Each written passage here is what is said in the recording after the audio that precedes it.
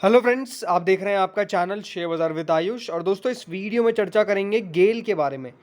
तो दोस्तों, gas authority का आज यहाँ पर बेसिकली रिकॉर्ड डेट था बोनस का। कल एक्स डेट हो गया था। कल प्राइस जो था वो एडजस्ट आपको होता हुआ देखने को मिला एट 91.15। बट इंपॉर्टेंट बात क्या थी दोस्तों कि आज जो है वो रिकॉर्ड डेट है। रिकॉर्ड डेट मतलब कि आज जो है जिन लोगों का नाम यहाँ पर जो है वो रिकॉर्ड होता हुआ देखने को मिलेगा, जिनके पास स्टॉक है इसका। अब डेफिनेटली इसके बारे में हम आगे बात करेंगे कि किस प्रकार से ये प्रोसेस होती है, लेकिन ये भी एक क्वेश्चन है सबके दिमाग में जिनके पोर्टफोलियो अभी लाल निशान में है कि हमारे जो डीमार्ट के अंदर शेयर्स है वो बेसिकली कब आएंगे, क्योंकि स्टॉक जो है वो लॉस में दिख रहा है पोर्टफोलियो के अंदर। और सबसे बड़ी बात, क्या बाइंग की ये अपॉर्चुनिटी बन सकती है, इसके बारे में भी इस वीडियो में चर्चा करेंगे। तो इंपॉर्टेंट वीडियो होने वाला है, तो वीडियो को पूरा देखिएगा। दोस्तों, चैनल से पहली बार अगर आप जुड़े हो, चैनल को ज़रूर सब्सक्राइब कर लीजिएगा। अगर आपको ये वीडियो बढ़िया लगे तो वीडियो को लाइक करके ज़रूर जाइएगा। तो दोस्तों, अगर आप आज गेल को देखेंगे तो 92.90 पे बंद होता हुआ देखने को मिला। एंड इंपॉर्टेंट बात क्या कि आज एक तेज़ी बनने की कोशिश हुई, बट तेज़ी हो नहीं पाई।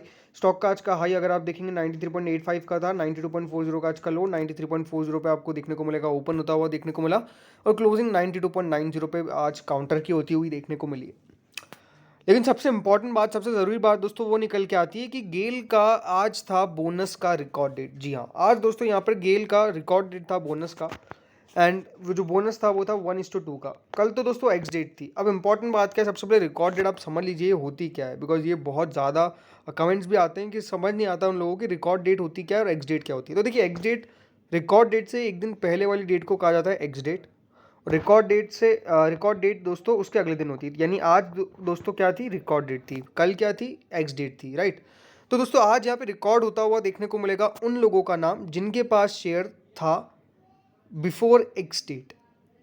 अब एक्स डेट को अगर आप एक्स डेट से पहले अगर बेच दिया है तो आपका नहीं गिना जाएगा, लेकिन अगर आपके पास शेयर आज भी है डीमैट के अंदर, क्योंकि ये क्या होता है ना, ये समझ आता है कि क्या अगर हम एक्स डेट को खरीदते, सपोज आप सोच रहे होंगे कि मैंने कल शेयर खरीद लिया एक्स डेट के दिन, तो आज क्या मेरा नाम रिकॉर्ड में आ जाएगा? नहीं।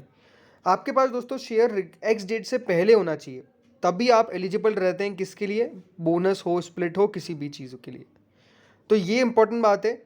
तो समझ लीजिए कि अगर आपके पास एक्स डेट से पहले आपके पास शेयर था, आज का 7 तारीख है, 6 तारीख से पहले आपके पास यानी 5 तारीख को भी आपके पास डीमैट में शेयर्स थे इसके गेल के, और आज दोस्तों 7 तारीख है, तो 7 तारीख को भी आपके पास जो है इस कंपनी के शेयर है। तो नाउ क्या है, अगर आपने अभी तक बेचा नहीं है इसको, तो आपका जो नाम है वो बेसिकली रिकॉर्ड होता हुआ देखने को मिलेगा for the eligibility of the bonus. ये बात आप सबको समझ में आ गई? तो अगर आपके पास दोस्तों यहाँ पर आज शेयर है इस कंपनी के, तो आपका नाम तो रिकॉर्ड में चले जाएगा। उन लोगों को कह रहा हूँ, वापस से कह रहा हूँ, सब्जेक्ट टू उन लोगों के लिए ही, सिर्फ जिनके पास एक्स डेट से पहले पहले शेयर्स थे। अगर एक्स डेट को आपने नहीं कल खरीदा है तो आप एलिजिबल नहीं रहेंगे गेल के बोनस के लिए। वापस से दोहरा रहा हूँ, तो ये इंपॉर्टेंट बात है, ठीक है। तो अब दोस्तों यहाँ पर रिकॉर्ड हो गया है। अब इंपॉर्टेंट क्वेश्चन निकल के आता है कि ठीक है, हो गया रिकॉर्ड तो, बट हमारे शेयर्स डीमैट में कब आते हुए देखने को मिलेंगे? तो देखिए, यहाँ पे एक साफ साफ मोतीलाल ओसवाल की तरफ से पूछा गया था, तो उन्होंने भी आंसर दिया कि when do bonus shares get credited in demat account. तो उनका जवाब आया 15 दिन के अंदर। तो देखिए, 15 दिन नहीं लगता है बेसिकली, बट 15 दिनों के अंदर अंदर जो है वो आपके शेयर्स आ जाने चाहिए। अगर नहीं आते देन आपके पास वो ऑप्शन रहता है कि कंप्लेन आप कर सकते हैं। आप कंपनी को रीच आउट कर सकते हैं कि हमारे जो शेयर्स है वो डीमैट में नहीं आए। बट बेसिकली दोस्तों, अगर आप टाइम मुझसे पूछेंगे तो मैं आपको ये कहूँगा कि 5 to 7 वर्किंग डेज, कितना, 5 से 7 वर्किंग डेज के अंदर जो शेयर्स है वो बेसिकली डीमैट में क्रेडिट हो जाने चाहिए आफ्टर द रिकॉर्ड डेट। आज रिकॉर्ड डेट हो गई दोस्तों, 7 तारीख है आज, राइट। अब यहाँ से याद रखिएगा, आने वाले 5 से 7 दिन जो है वर्किंग डे, सैटरडे संडे को गिनना नहीं है, 5 से 7 वर्किंग डेज के अंदर जो आपके शेयर्स है वो बेसिकली आपके डीमैट के अंदर आपको आते हुए देखने को मिलेंगे। यानी अगर आपके पास अभी तक शेयर्स नहीं आए तो सबसे पहली बात तो आप चिंता करना छोड़ दीजिए, बिकॉज किसी के पास ही नहीं आए, क्योंकि आज तो रिकॉर्ड डेट हुई है, राइट। रिकॉर्ड डेट होने के बाद आपको देखने को मिलता है कि जो शेयर्स है वो डीमैट में आना शुरू होते हैं। तो ये बात बहुत इंपॉर्टेंट है कि अगर आपके पास आज शेयर नहीं दिख रहे हैं, बहुत लोग घबराते हैं जिनका पहली बार अगर बोनस हुआ होगा या फिर स्प्लिट हुआ होगा कोई शेयर, तो उनको डर लगता है कि हमारे शेयर्स कब तक आएंगे। तो ऐसे कोई चिंता करने वाली बात नहीं है। आपके जो शेयर्स है वो बेसिकली 5 से 7 वर्किंग डेज के अंदर after the record date demat के अंदर मोस्ट प्रोबेबली आ जाने चाहिए, बिकॉज एक प्रोसेस होता है। याद रखिएगा, कभी भी कोई बोनस शेयर यहाँ पे कंपनी लाती है ना, तो वो जो बोनस होता है शेयर, वो कंपनी को फिर से लिस्टिंग करवानी पड़ती है NSE BSE पे। और उस NSE BSE पे लिस्टिंग के बाद होता क्या है कि वो जो शेयर्स है वो चले जाते हैं डायरेक्ट आपके ब्रोकर के पास।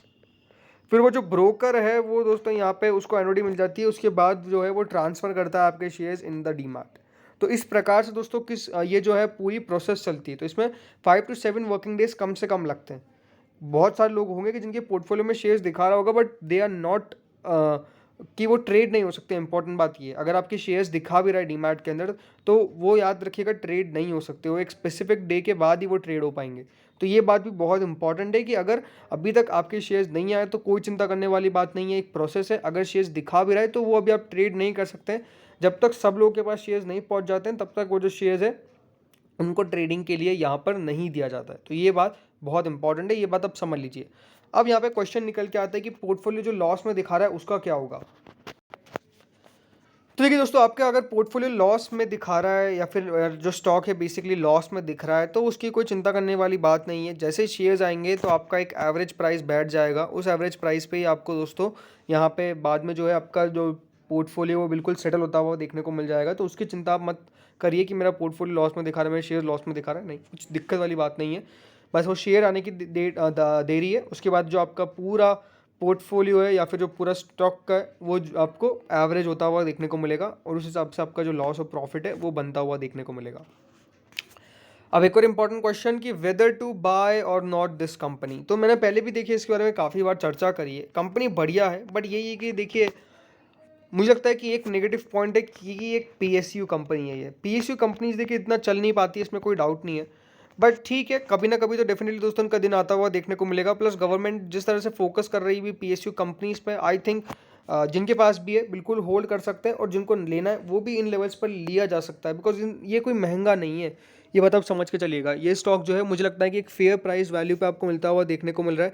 अगर आप रिटर्न्स भी देखेंगे इसके तो रिटर्न्स ओवरऑल करीबन 1042% के रहते हुए देखने को मिले एंड 1042% के रिटर्न्स आर आई थिंक बहुत बढ़िया है, बहुत बड़ा रिटर्न डिलीवर करती हुई देखने को मिली है।